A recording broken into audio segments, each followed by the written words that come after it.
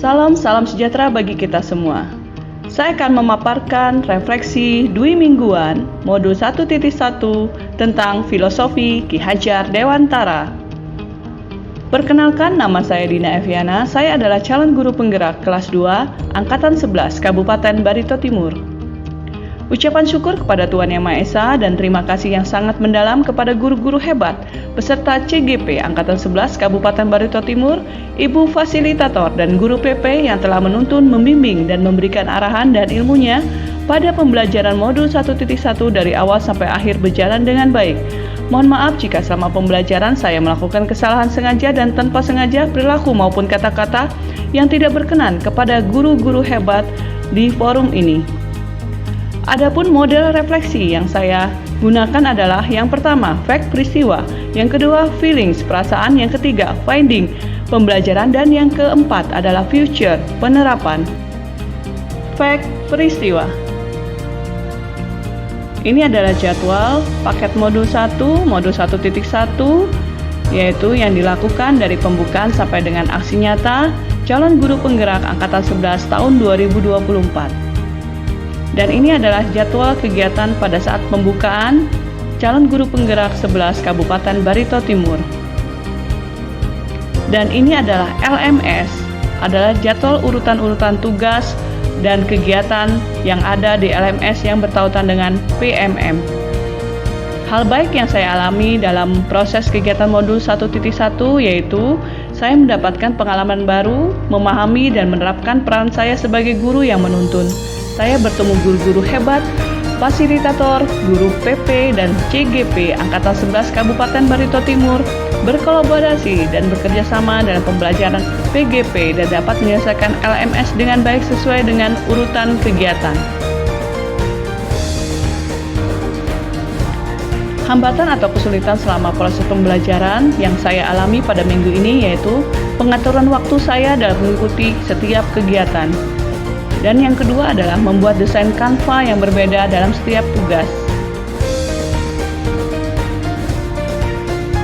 Yang saya lakukan dalam mengatasi kendala yaitu yang pertama, menyesuaikan jadwal kegiatan saya yang lain agar tidak terbentur dengan jadwal kegiatan PGP dan mengatur waktu dengan baik. Yang kedua, lebih kreatif dalam mendesain dan memahami elemen-elemen desain Canva sehingga menghasilkan desain yang bervariasi. Dan semua hambatan ini saya lakukan supaya mengatasi kendala yang ada, sehingga dalam mengerjakan tugas-tugas di LMS dapat berjalan dengan baik. Selanjutnya adalah feelings atau perasaan. Perasaan saya selama pembelajaran berlangsung, saya sangat senang bertemu dengan guru-guru hebat dalam kegiatan ini. Dengan mereka saya dapat berkolaborasi dan mendapat pembimbingan pembelajaran PGP, menambah wawasan sehingga peran saya sebagai guru yang menuntun dapat berjalan dengan baik. Yang saya rasakan ketika menerapkan aksi nyata ke dalam kelas, saya merasakan hal yang berbeda dari sebelumnya dan senang sekali dengan pembelajaran menuntun dan berpusat pada murid di mana keaktifan kreativitas, keberanian motivasi murid meningkat dan menjadi suasana dalam kelas menjadi menyenangkan. Yang selanjutnya adalah finding atau pembelajaran.